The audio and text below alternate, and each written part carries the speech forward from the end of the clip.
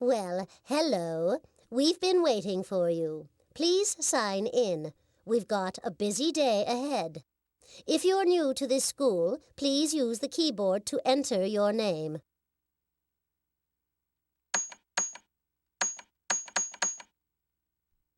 Please enter and have a seat. Sit up straight, no slouching in this classroom. Is that gum in your mouth? Sorry, my mistake.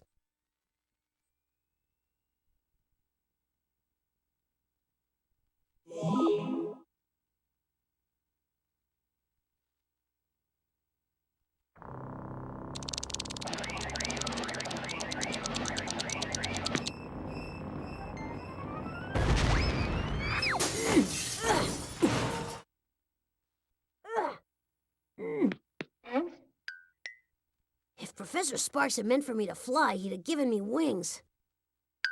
But what could I do? This mission is too important. Now, where could it be? You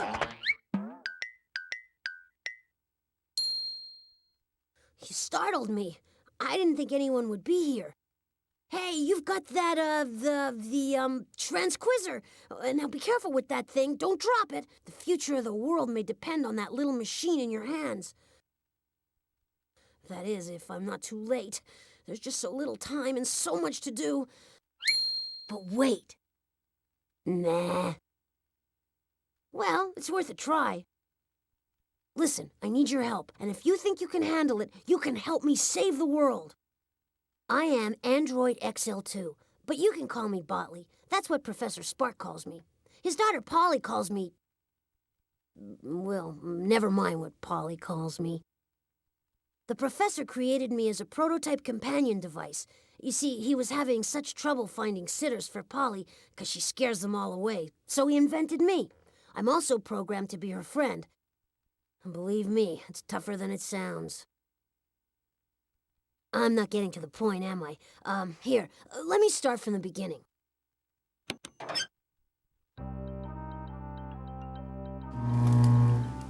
This morning, Polly's father, he left for another one of his famous inventors' conventions, and he programmed me to keep an eye on Polly. I'm supposed to keep her out of trouble. With Polly, that's always tough. But today, it was impossible. After coming home from school and madder than I've ever seen her, Polly locked herself in her father's secret chamber. Now, I really shouldn't tell you this because I've been programmed for secrecy, but this being a world emergency and all, well... The professor has an honest-to-goodness time machine up there, and it really works. Not only that, but Polly sent 25 of the other androids back in time. The whole world is changing, and the changes of Polly written all over them. Cars don't exist anymore, and now everyone has to travel by pogo stick. An orangutan has just been elected president of the United States in a landslide. And the Statue of Liberty is now the Statue of Licorice.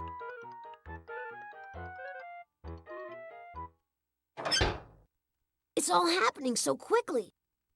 But with your help, I think we can rescue all the androids and maybe stop the world from getting too weird. Just hand me the transquizzer. I think it's got all the information we need to get started. Cool. Now hang on tight and come with me.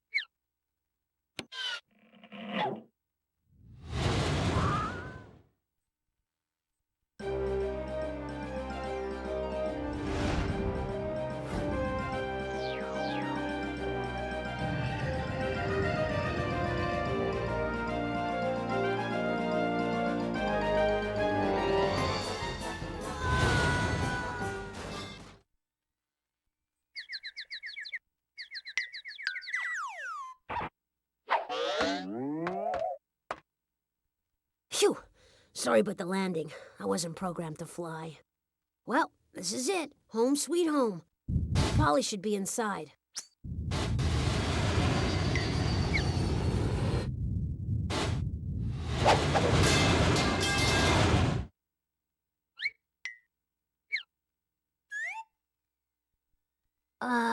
As I was saying, this is the professor's mountain. Polly should be inside, and I just bet she's watching us now.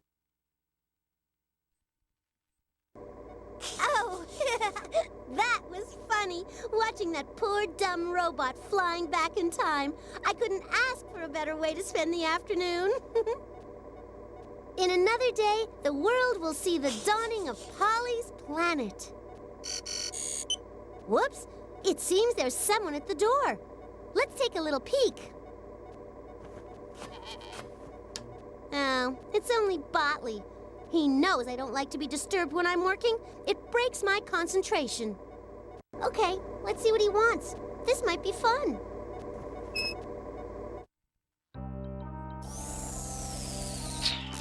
Oh, Snotley, you're back. I've been looking for you. My name is Botley. I can see you've brought help. And you've got the transquizzer. She knows we need it to save the world. Didn't my father teach you it's rude to tell secrets, Rotley? Well, I suppose he's told you his side of everything. But what does he know? Today, when I was at school, the teacher handed us a surprise quiz. I already knew all the answers, and she knew I knew them. So, just to have some fun, I made up my own answers to that dumb old quiz. But instead of laughing like she was supposed to, she gave me a big fat 0. I felt faint and short of breath. No one's ever given me a 0 before. Well, that's not quite true, Polly. I remember just 2 weeks ago. Be quiet, Plotley. This is my story. Anyway, after getting my first 0 ever, I got the most brilliant idea.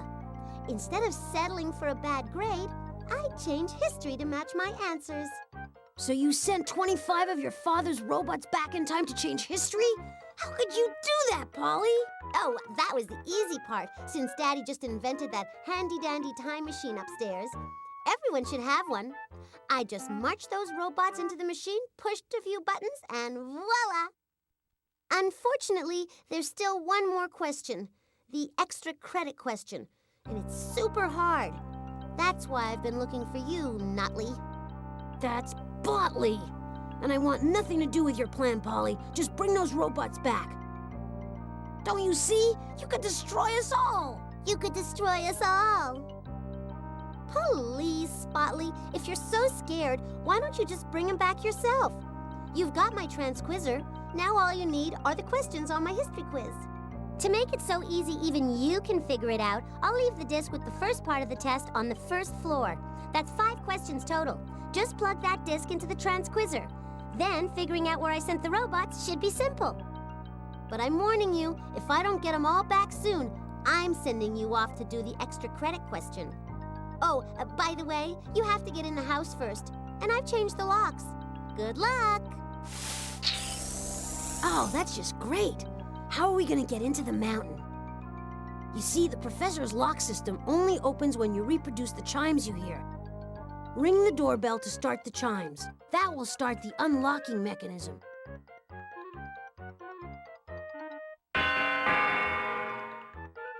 Just listen closely and repeat what you've heard by clicking on the correct door panels.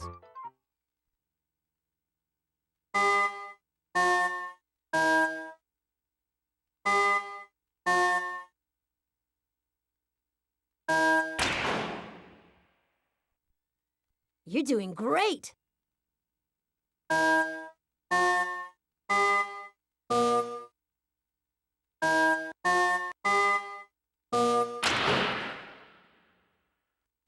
Way to go!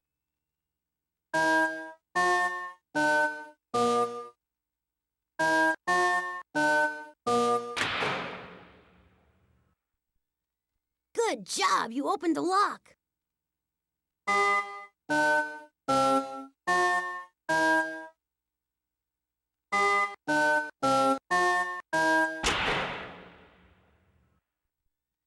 All right!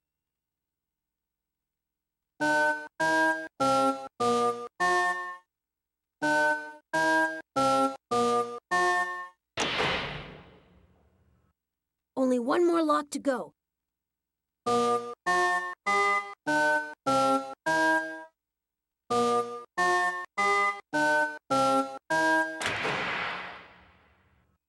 That's it! You opened the door! Be quiet and follow me.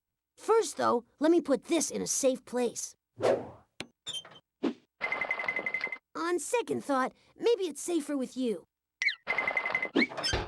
It's the utility belt that Professor Spark designed for me, and it's quite an achievement. Over there's a button that will take you out of any room in the mountain. The indicator next to it tells you how much energy is left to power the mountain. Now, if you ever need assistance, push on this button, and I'll do what I can to help. In the middle of the belt is the inventory. That's where we can store things we find in the mountain. The transquizzer, for instance. Professor Spark has set up a lot of games inside the mountain for Polly, me, and the other robots. If you click on this button, you can make some of them harder or easier to play. Finally, this score keeps track of how many invention points we earn. By opening the door, you've already earned a few points. Now, our destiny. This is the professor's home and laboratory. It's an entirely self-sufficient environment. We don't have to leave the mountain for anything. The professor even included recreational and cultural activities, so he and Polly wouldn't get bored. I suppose I should give you the 2-cent tour of the place. Over there's the kitchen, where we feature the very finest robot cuisine. Back there's the art gallery. Through that door is the music hall. When Polly takes her weekly music lesson there, the whole place clears out. Behind that door are stairs leading to the professor's jumbo electro generator. If necessary, we might have to go down there to power up. Finally, that stairway leads to the upper floors, filled with the professor's inventions. His most amazing invention, the time machine, is at the very top. Maybe later we'll have time to explore, but now we have to stop Polly from making the world too weird. To do that, we need to find that quiz disc. Hey, there it is! Pull out the transquizzer by clicking on the inventory button on the utility belt.